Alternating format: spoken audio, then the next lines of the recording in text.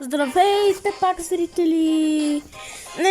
Не знаете, че има нов апдейт и си взех клен Силия, не знам, взех си го с кредит. Много ме кефи, когато пуска 3 удара на един. Сега ще поиграя с него на Dual Showdown. Да го пробваме.